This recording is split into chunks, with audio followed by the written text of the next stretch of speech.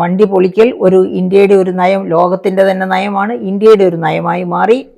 അതുപോലെ തന്നെ പൊളിച്ചു കഴിഞ്ഞാൽ സബ്സിഡിയോടുകൂടി ഇലക്ട്രിക് വെഹിക്കിൾസ് വാങ്ങിക്കുക. കഴിവതും ഇലക്ട്രിക് വെഹിക്കിൾസ് തന്നെ വേണമെന്നില്ല. കാരണം മറ്റുതരം വെഹിക്കിൾസും ഘട്ടം ഘട്ടമായി മാത്രമേ പിന്നോട്ട് പോകൂ. അതായത് ഈ വെഹിക്കിൾസ് വരുന്നതിനനുസരിച്ച് മറ്റുതരം വെഹിക്കിൾസ് പുറകോട്ട് പോകും. അപ്പോൾ ഇപ്പോൾ ഈ വെഹിക്കിൾസോ ഏത് വെഹിക്കിളാണെങ്കിലും വാങ്ങിക്കുക, അതിന് സബ്സിഡി കിട്ടും. അപ്പോൾ ഈ നയം കൊണ്ടുവന്നത് 2022-23 ബജറ്റിലാണ്. അതനുസരിച്ച് കേന്ദ്ര ഗവൺമെൻറ് ഇപ്പോൾ സംസ്ഥാന ഗവൺമെൻറ്റിനോട് പറഞ്ഞത് 10 നഗരങ്ങളിലേക്ക് 950 ബസ്സുകൾ അനുവദിക്കും. 950 ബസ്സുകൾ, അതായത് ഒരു പൈസ പോലും ഈ ബസ്സുകൾക്ക് സംസ്ഥാന ഗവൺമെൻറ് കൊടുക്കേണ്ട. എല്ലാ സംസ്ഥാനങ്ങൾക്കും കേന്ദ്രം കൊടുക്കുന്നു. അപ്പോൾ ഈ 950 ബസ്സുകൾക്ക് സംസ്ഥാന ഗവൺമെൻറ് വിലയൊന്നും കൊടുക്കേണ്ടതില്ല. അതിൻ്റെ ഡ്രൈവറെ പോലും ആ കേന്ദ്ര ഗവൺമെൻറ് തന്നെയാണ് പ്രൊവൈഡ് ചെയ്യുന്നത്. അതേ സമയത്ത് കണ്ടക്ടറെ സംസ്ഥാന ഗവൺമെൻറ് അപ്പോയിൻറ്റ് ചെയ്തു കൊടുക്കണം. ഏത് റൂട്ടിൽ ഓടണം എന്നുള്ളതും സംസ്ഥാന ഗവൺമെൻറ് തീരുമാനിച്ചു കൊടുക്കണം. നിർബന്ധമായിട്ടൊരു ഉപാധിയുണ്ട് അവിടെ. 950 ബസ്സുകൾ ഓടാൻ കൊടുക്കുമ്പോൾ, ഡ്രൈവറോട് കൂടി കൊടുക്കുമ്പോൾ ഒരു വലിയ ഉപാധിയുണ്ട്. എല്ലാ ബസ്സുകളിലും കേന്ദ്ര ഗവൺമെൻറ്റിൻ്റെ ബ്രാൻഡിങ് ഉണ്ടാവണം. അതാണ് പ്രധാനപ്പെട്ട കാര്യം. ഈ ബ്രാൻഡിങ്ങിൽ പ്രതിരോധിച്ച് ഞങ്ങൾക്ക് ഈ ബസ്സുകളെ വേണ്ട എന്ന തീരുമാനത്തിൽ സംസ്ഥാന ഗവൺമെൻറ് എത്തിയിരിക്കുന്നു. അതായത് എന്താ അതിന് പറയാൻ പറ്റുക? ബ്രാൻഡിങ്ങിനോട് വിരോധം കാണിച്ചുകൊണ്ട് ഈ ബസ്സുകൾ ഞങ്ങൾക്ക് വേണ്ട എന്ന് തീരുമാനിച്ച് എഴുതി കൊടുത്തിരിക്കുകയാണ് നമ്മുടെ ട്രാൻസ്പോർട്ട് മിനിസ്റ്റർ ഓഫ് കേരള. അപ്പോൾ അദ്ദേഹത്തിന് എന്തുമാത്രം അഭിനന്ദിക്കേണ്ടിയിരിക്കുന്നു. എന്തൊരു സ്നേഹമാണ്, ജനസേവന മഹത്വമാണ് അദ്ദേഹം പ്രകടിപ്പിക്കുന്നത്. കാരണം ഇവിടുത്തെ റോഡുകൾ തന്നെ നടന്നു പോയ നടുവൊടിക്കുന്ന റോഡുകളാണ്. ഈ റോഡ് ഏതെങ്കിലും തരത്തിൽ പോയി എങ്ങനെ പോയാലും കുഴപ്പമില്ല. കേന്ദ്രത്തിൽ നിന്ന് ബ്രാൻഡിങ് ഉള്ളത് കാരണം ഈ പറയപ്പെട്ട 950 ഒന്നാം തരം ബസ്, ഇലക്ട്രിക് ബസ്സുകൾ, അത് ഡ്രൈവറോടൊപ്പം, അതായത് സംസ്ഥാനത്തിൻ്റെ കടക്കണിയിലാണെന്ന് പറഞ്ഞ് വലിയ പ്രകടനമാണ് ഇവിടെ. ഈ വലിയ പ്രകടനത്തിനിടയ്ക്കാണ് ഈ പറയപ്പെട്ട ഇലക്ട്രിക് ബസ്സുകൾ കേന്ദ്രം തരുന്നത് വേണ്ട. എന്തുകൊണ്ട് വേണ്ട? കേന്ദ്രത്തിൻ്റെ ബ്രാൻഡിങ്, അതായത് കേരളത്തിൽ വന്ന് കേന്ദ്രം അങ്ങനെ മേനി നടിക്കണ്ട എന്നാണ് ഇവിടെ ട്രാൻസ്പോർട്ട് മന്ത്രി പറയുന്നത്, അല്ലെങ്കിൽ ഗവൺമെൻറ് ഓഫ് കേരള പറയുന്നത്. പൂരം മുടക്കിയപ്പോഴൊന്നും ആർക്കും ഒരു സങ്കടവുമില്ലായിരുന്നു. ഹേമ കമ്മിറ്റി റിപ്പോർട്ട് 5 വർഷം പൂഴ്ത്തി വെച്ചപ്പോൾ ഇവർക്കാർക്കും ഒരു വിഷമവും ഇല്ലായിരുന്നു. അപ്പോഴൊന്നും ഈ കേരള ഗവൺമെൻറ്റിൻ്റെ ബ്രാൻഡ് എവിടെ പോകും, ഈ ബ്രാൻഡ് തീയിലിട്ട് ചുടയേണ്ട ബ്രാൻഡാണ് എന്ന് ആർക്കും തോന്നിയില്ല. ഈ 950 ബസ്സുകളിൽ കേന്ദ്രത്തിൻ്റെ ബ്രാൻഡിങ് വരണമെന്ന് പറഞ്ഞപ്പം അത് വേണ്ടാന്ന് വെച്ചിട്ടുണ്ടെങ്കിൽ ഇവിടുത്തെ ജനങ്ങളെ തമസ്കരിക്കുന്നു എന്ന് തന്നെ വേണം കരുതാനായിട്ട്. കാരണം വളരെ നിരുത്തരവാദപരമായിട്ടാണ് ട്രാൻസ്പോർട്ട് മന്ത്രി ഇവിടെ പെരുമാറുന്നത്. നമ്മൾ പറയില്ലായിരുന്നു, പകരം ഇവിടെ ഇഷ്ടംപോലെ ഫണ്ടുണ്ട്, ഇഷ്ടംപോലെ ബസ് വാങ്ങാനുള്ള സൗകര്യവും സംസ്ഥാന ഗവൺമെൻറ്റിന് ഉണ്ടായിരുന്നുവെങ്കിൽ നമ്മൾ ഇത്തരം ഒരു അസ്വാരസ്യത്തിൻ്റെ സ്വരത്തിൽ, അവഹേളനത്തിൻ്റെ സ്വരത്തിൽ സംസാരിക്കേണ്ടി വരില്ലായിരുന്നു. പകരം ഇവിടെ എന്താണ് സംഭവിച്ചുകൊണ്ടിരിക്കുന്നത്? അതായത് 15 വർഷത്തിലധികം പഴക്കമുള്ള 1500 ബസ്സുകൾ പൊളിക്കേണ്ടി വരുന്ന KSRTCക്ക്, അതായത് ഈ കറണ്ട് ഇയറിൽ 15 വർഷത്തിലധികം കാലം ഓടിയ ബസ്സുകൾ, 15 വർഷത്തിലധികം ഓടിയ 1500 ബസ്സുകൾ പൊളിക്കേണ്ടി വരും. അന്നത്തെ പൊളിക്കൽ നയം അനുസരിച്ച് തന്നെ. അങ്ങനെ 1500 ബസ്സുകൾ പൊളിക്കേണ്ടി വരുമ്പോൾ എന്താ സംഭവിക്കുക?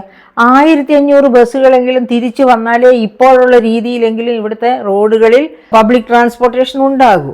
അപ്പോൾ ആ സ്ഥാനത്താണ് എല്ലാ വകുപ്പുകൾക്കും, അതായത് സംസ്ഥാന ഗവൺമെൻറ് ഈ വകുപ്പിനും 92 കോടി കൊടുക്കാമെന്ന് പറഞ്ഞിരുന്നു. ഈ വർഷം ഈ ധനവർഷത്തിൽ 92 കോടിയാണ് KSRTCക്ക് കേരള ഗവൺമെൻറ്, അതായത് ധനവകുപ്പ് കൊടുക്കാമെന്ന് പറഞ്ഞിരുന്നത്. പക്ഷേ പദ്ധതി വിഹിതം എല്ലാ വകുപ്പുകളുടെയും വെട്ടിക്കുറച്ചു പകുതിയാക്കി. അതോടുകൂടി ഈ KSRTCക്ക് 92 കോടി കൊടുക്കാമെന്ന് പറഞ്ഞിരുന്നത് പകുതിയാക്കി 46 കോടിയാക്കി. ഈ 46 കോടി കൊണ്ട് എത്ര ബസ്സുകൾ വാങ്ങാൻ പറ്റും? ഇടത് സർക്കാർ ഭരണത്തിലെത്തുമ്പോൾ എത്ര ബസ്സുകൾ ഉണ്ടായിരുന്നു? 6200 ബസ്സുകളും 5200 ഷെഡ്യൂളുകളും ഉണ്ടായിരുന്നു. അതിപ്പോൾ 4000 ബസ്സുകളായി. 1200 ബസ്സുകളെങ്കിലും കട്ടപ്പുറത്തായി. ആകെ ഓടുന്നത് 4000 ബസ്സുകൾ മാത്രമാണ്. അപ്പം അങ്ങനെയുള്ള ഒരു സാഹചര്യത്തിലാണ് അങ്ങനെയുള്ള, അതായത് 1200 ബസ്സുകളെങ്കിലും കട്ടപ്പുറത്താവുകയും വണ്ടികളുടെ അഭാവം അനുഭവിക്കുകയും ചെയ്യുന്നു ഒരു വശത്ത്. മറുവശത്ത് 92 കോടി KSRTCക്ക് വണ്ടി വാങ്ങാൻ കൊടുക്കാമെന്ന് ധനവകുപ്പ് ആരംഭത്തിൽ പറഞ്ഞു. പക്ഷേ ഇപ്പോൾ എല്ലാ വകുപ്പുകളുടെയും പദ്ധതി വിഹിതം 50% വെട്ടിക്കുറച്ചതുപോലെ KSRTCക്കുള്ള വിഹിതവും 50% വെട്ടിക്കുറച്ച് 92 കോടിയുടെ പകുതിയായ 46 കോടിയായി ഇതിനും കിട്ടുമെന്ന് പറഞ്ഞത്. അങ്ങനെയുള്ള ഒരു കോണ്ടെക്സ്റ്റിലാണ് നമ്മൾ കാണേണ്ടത് കേന്ദ്രം തരാമെന്ന് പറഞ്ഞ 950 ഇലക്ട്രിക് ബസ്സുകൾ, വലിയ ഇലക്ട്രിക് ബസ്സുകൾ. അതാണ് വേണ്ട എന്ന് ധിക്കാരത്തോടെ ഒരു മന്ത്രി പറയുന്നത്. കേട്ടാൽ തോന്നും തൻ്റെ അധീനതയിലാണ് ഈ സർവ്വ അധികാരങ്ങളും നിക്ഷിപ്തമായിരിക്കുന്നത്, താൻ ആഗ്രഹിക്കുന്നതിന് വിപരീതമായിട്ട് ഇവിടെ ഒന്നും സംഭവിക്കുകയില്ല എന്ന് തോന്നത്തക്ക രീതിയിലാണ് ഈ മന്ത്രിയുടെ സംസാരം. അതായത് ഈ ചെറിയ ചെറിയ പാർട്ടികളിലെ മന്ത്രിമാർക്കൊക്കെയുള്ള ധിക്കാരത്തിൻ്റെ രീതി എന്താണെന്ന് വെച്ചാൽ, ഞങ്ങളെ വേണ്ടാന്ന് വെച്ചിട്ടുണ്ടെങ്കിൽ ഈയുടെ ഭരിക്കാൻ ഇനി LDFന് പറ്റില്ല, അല്ലെങ്കിൽ UDFന് പറ്റില്ല. LDFോ UDFോ ഏതെങ്കിലും ഒരു കൂട്ടർ ഞങ്ങളെ വഹിച്ചേ പറ്റൂ, ഞങ്ങളെ വഹിക്കുന്നവരാണ് ഭരണത്തിൽ വരിക. അതിൻ്റെ ഹൂങ്കാണ് ഇതുപോലെയുള്ള തെറ്റായ തീരുമാനങ്ങൾ എടുക്കാൻ. ഈ ബ്രാൻഡിങ് എന്ന് പറഞ്ഞാൽ അത്ര വലിയ കാര്യമൊന്നുമല്ല. അത് കേന്ദ്ര ഗവൺമെൻറ്റിൻ്റെ വണ്ടികളാണെന്ന്, അല്ലെങ്കിൽ തന്നെ ഇവിടുത്തെ മനുഷ്യർ പൊട്ടന്മാരൊന്നുമല്ല. കേന്ദ്ര ഗവൺമെൻറ്റിൽ നിന്ന് ഇങ്ങനെ 950 ബസ്സുകൾ വരുന്നുണ്ടെന്നും അത് ഇലക്ട്രിക് വെഹിക്കിൾസ് ആണെന്നും അതിന് ഇന്ന റൂട്ടുകളാണ് കൊടുത്തിരിക്കുന്നതെന്നൊക്കെ കൃത്യതയോടെ പുറത്ത് വരണമല്ലോ. അങ്ങനെ വന്നു കഴിഞ്ഞാൽ എല്ലാവർക്കും അറിയാം ഇത് കേന്ദ്ര ഗവൺമെൻറ് ബസ്സാണെന്ന്. അതിൽ പിന്നെ ഒരു ബ്രാൻഡ് വേണമെന്ന് പറയുന്നത് കേന്ദ്രത്തിലിരിക്കുന്നവരുടെ വട്ട്, അവരുടെ വിവരക്കേട്.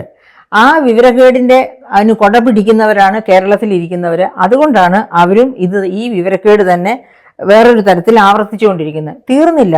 നമ്മുടെ KSRTC മന്ത്രി വേറൊരു കാര്യം കൂടി പറയുകയാണ്.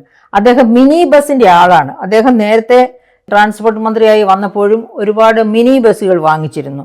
അപ്പോൾ ഇപ്പോഴും ഈ കിട്ടിയിരിക്കുന്ന 46 കോടി കൊണ്ട് 2 തരം ബസ്സുകൾ വാങ്ങാം. 9 മീറ്റർ നീളത്തിലുള്ള ബസ്സും 105 മീറ്റർ നീളത്തിലുള്ള ബസ്സും. അദ്ദേഹം നീളം കുറഞ്ഞ ചെറിയ സൈസ് ബസ്സുകൾ കൂടുതൽ വാങ്ങാനും നീളത്തിലുള്ള ബസ്സുകൾ കുറച്ച് വാങ്ങാനും തീരുമാനിച്ചിരിക്കുന്നു. എന്തു പറഞ്ഞാണ് അങ്ങനെ തീരുമാനിച്ചത്? ഫണ്ട് കുറവാണ് ഒന്നത്. രണ്ടാമത്തെ ഒരു കാരണം, സിറ്റികളിലൊക്കെ സിറ്റി സർവീസൊക്കെ നടത്താൻ നീളം കുറഞ്ഞ ബസ്സുകളാണ് വേഗം എടുക്കാനും തിരിക്കാനും വളയ്ക്കാനും ഒക്കെ സൗകര്യമുള്ളത്. അതുകൊണ്ട് മതിയെന്നാണ് അദ്ദേഹം പറയുന്നത്. അപ്പോൾ എനിക്ക് അദ്ദേഹത്തോട് ഒരു ചോദ്യം മാത്രമേ ഉള്ളൂ, അല്ലെങ്കിൽ നമുക്ക് ആർക്കും തോന്നാവുന്ന ഒരു ചോദ്യം. ബസ്സിൻ്റെ നമ്പർ കൂടുമ്പോൾ ക്രൂവിൻ്റെ നമ്പറും കൂടണ്ടേ?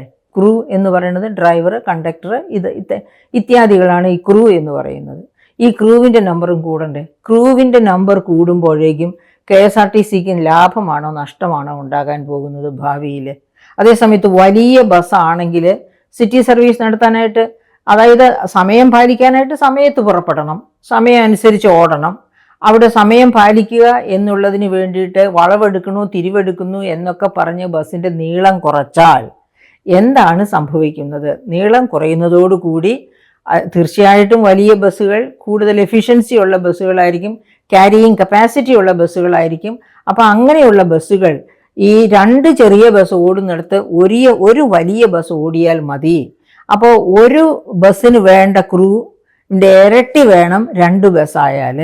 എല്ലാ തരത്തിലും കോസ്റ്റ് ഇരട്ടിക്കുക. അതുപോലെ ഇലക്ട്രിസിറ്റി അല്ലെങ്കിൽ പെട്രോളോ ഡീസലോ വാട്ടെവർ ഇറ്റ് ബി എന്ത് തന്നെയാണെങ്കിലും 2 ബസ് ഒരു കൃത്യദൂരം ഓടുന്നതിനും 1 ബസ് ഓടുന്നതിനും നമുക്കറിയാം.